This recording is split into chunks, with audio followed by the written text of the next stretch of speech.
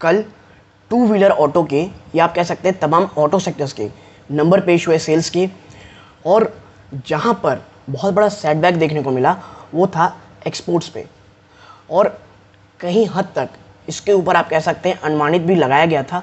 लेकिन एक specific stock की मैं बात करने वाला हूँ दोस्तों, जो जिसके एक्सपोर्ट्स में लगभग 50% गिरावट देखने को मिली है।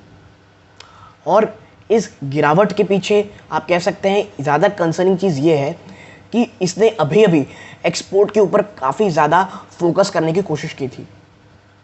प्लस अगर अन्य स्टॉक्स की बात करेंगे तो बजाज ऑटो के भी एक्सपोर्ट के नंबर आप कह सकते हैं डेंट खाएं।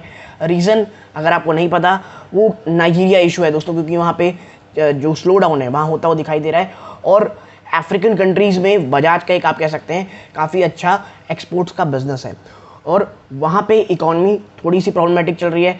खास करके नाइजीरिया प्रॉब्लम बजाज के एक्सपोर्ट को लेकर के काफ़ी ज़्यादा कंसर्न कर रहा है, और ये बात मैनेजमेंट ने बहुत पहले कही थी।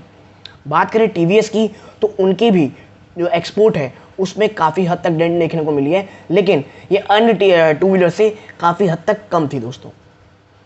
तो हीरो मोटोकॉर्प में यहाँ पे बात करना इसलिए ज़रूरी है कि क्या सिर्फ एक आप कैसे एक्सपोर्ट में इतनी कमी होने के कारण हमें स्टॉक से क्या कह सकते हैं आप निवेश जो करने की सोच रहे हैं क्या उसे बंद कर देना चाहिए, या अगर निवेशित हैं निचले स्तरों पे तो क्या प्रॉफिट बुक कर लेना चाहिए।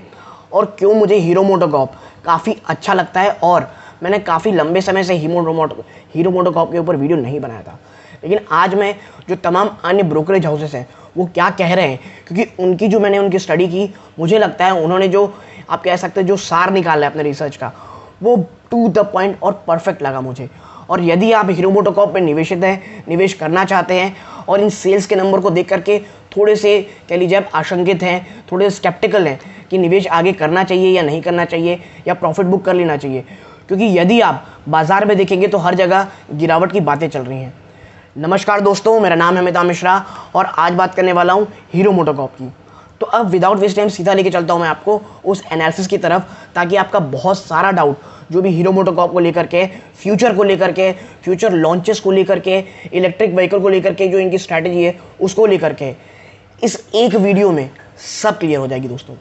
तो सीधा अब चलते हैं हीरो मोटोकॉर्प की तरफ और जानते हैं कि ब्रोकर हाउस को क्या कहना है। देखिए हीरो मोटोकॉर्प, ठीक है, और इससे मैं थोड़ा हटा देता हूँ दोस्तों, 1 मिनट। हाँ, hero MotoCorp HDFC security institutional research desk has raised it's target price, ठीक है। तो पिछले काफ़ी जब क्वार्टर वन के नतीजे हैं दोस्तों उसके बाद का है, उसके थोड़े समय बाद की रिपोर्ट्स हैं, और HDFC सिक्योरिटीज़ ने इनके जो टारगेट थे वो काफ़ी बढ़ा दिए थे। देखिए HDFC सिक्योरिटीज़ का क्या मानना है, आप देखें, in the premium segment Hero MotoCorp targets to double its market share in 10% in the coming years on the back of at least one launch a year for the next 3 to 4 years। देखिए hero MotoCorp target set कर रखा है कि भाई आने वाले 3 से 4 सालों में हमारा जो मार्केट शेयर है प्रीमियम मोटर बाइक सेक्शन में लगभग वो 10% होगा। और देखिए इसके लिए उनको कम से कम एक लॉन्च करना पड़ेगा अपनी बाइक को लेकर के, ठीक है, और 3 से 4 साल लगातार दोस्तों। और ऐसा क्या करने में वो कामयाब हो रहे हैं, तो देखिए दोस्तों एक्चुअली कई बड़े शहरों में, ठीक है, खास करके प्रीमियम शहरों में ये ऑलरेडी 10% का मार्केट शेयर गेन कर चुके हैं प्रीमियम सेगमेंट में।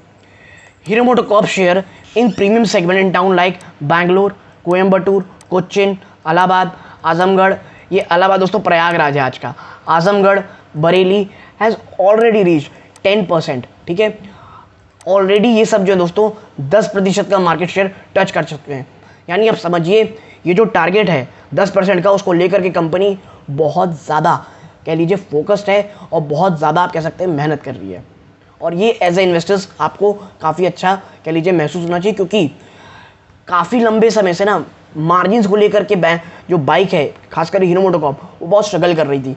रीज़न आपको पता होगा, कमोडिटी के प्राइस ऊपर थे, इनपुट कॉस्ट लगातार बढ़ रहे थे, एक्सपोर्ट क्रूड ऑयल के बढ़ने के कारण एक्सपोर्ट भी बहुत महंगा हो रहा था, ट्रांसपोर्टेशन बहुत महंगा हो रहा था। ऐसे में एक ऐसा सेगमेंट प्रीमियम सेगमेंट होता है दोस्तों जहाँ पे मार्जिन्स आपको काफ़ी अच्छे मिलते हैं। तो ये जो प्रीमियम सेगमेंट है इसमें अपना मार्केट शेयर बढ़ाना बहुत ही ज़्यादा ज़रूरी था हीरो मोटोकॉर्प के लिए।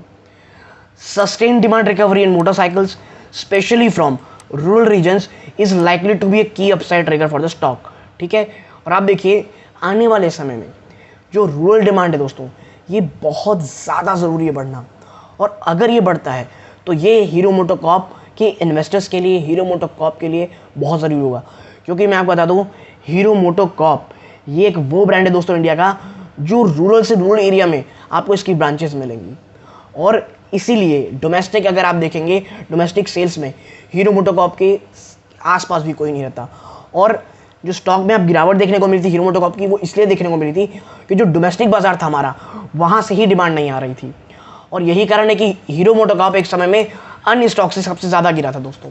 ठीक है, अब देखिए भाई यही बोल रहे हैं, we maintain buy and revise our target. तो देखिए मैं हमेशा कहता हूँ टारगेट के ऊपर मैं उतना फोकस नहीं करता हूँ, लेकिन हाँ करेंटली वो 3268 का टारगेट दे रहे हैं, माफ़ कीजिएगा 3347 का टारगेट दे रहे हैं, जो पहले 3268 था। ठीक है, अब आपको दिखाता हूँ कि भाई जेएम फाइनेंशियल्स का क्या कहना है। और देखिए इन्होंने भी काफ़ी अच्छी चीज़ें कही हैं। आप देखें, JM Financial has assigned a buy call to the two-wheeler stock. The company has multi-pronged approach towards EVs. देखिए हमेशा हर कोई पूछता था कि EV में हीरो मोटोकॉर्प क्या कर रहा है, और देखिए हीरो मोटोकॉर्प EV में बहुत ही शांति से, मुझे लगता है काफ़ी अच्छे तरीके से अपने आप को, जो कह लीजिए जो बड़े प्लेयर्स हैं EV में, अभी एथर हो गया, वहाँ पे इन्वेस्टमेंट की, खुद अपना प्रोडक्ट लॉन्च करने वाले हैं इस फेस्टिव सीजन में। तो देखिए with investment in Ather, partnership with Guguru and in-house product development, जो कि first product expected during upcoming festive period, जो कि जो फेस्टिव पीरियड आ रहा है वहाँ पे हीरो मोटोकॉर्प लॉन्च करने वाली है, ऐसा कहा जा रहा है। ठीक है, तो एथर में इन्वेस्टमेंट ये एक बहुत ही ज़्यादा मुझे लगता है पॉजिटिव है।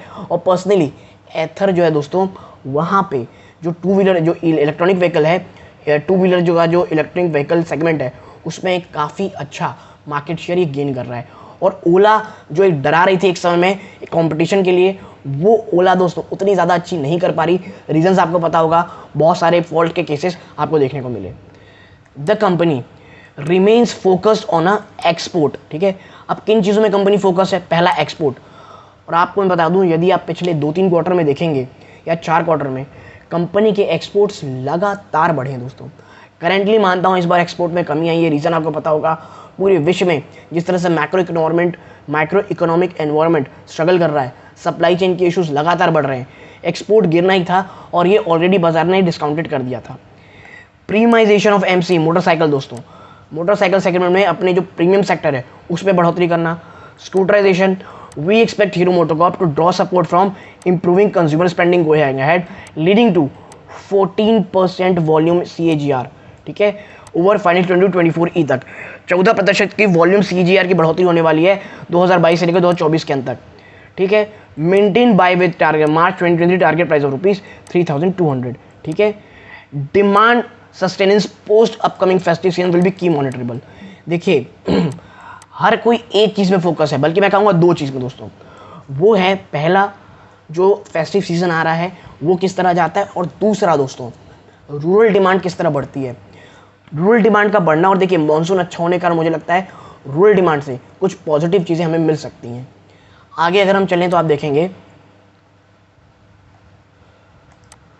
Prabhudas Lilladher has given a buy call with target price of ₹3130 against target price of 2762।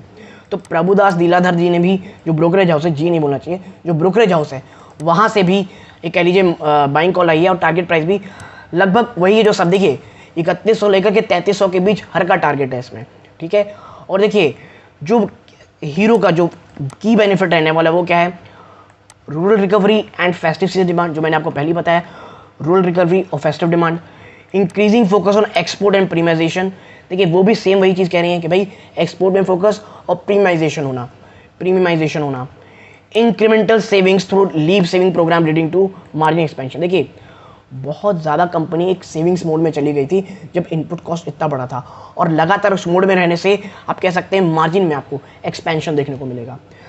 Success in EV via investment in Ather, in house mass product Vida and JV with Google, joint venture with गोगरो।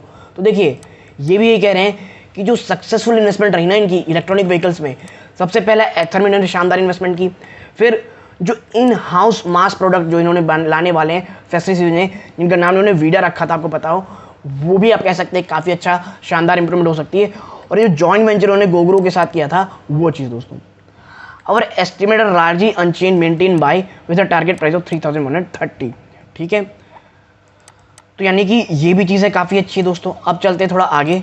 ठीक है, और एक ये आप कह लीजिए एक और रिपोर्ट है, की रिपोर्ट है, जिसमें मैं आपके साथ चर्चा करता हूँ। आप देखें, Hero MotoCorp limited increasing focus would expand its premium segment is likely to hold it in good state in the long run.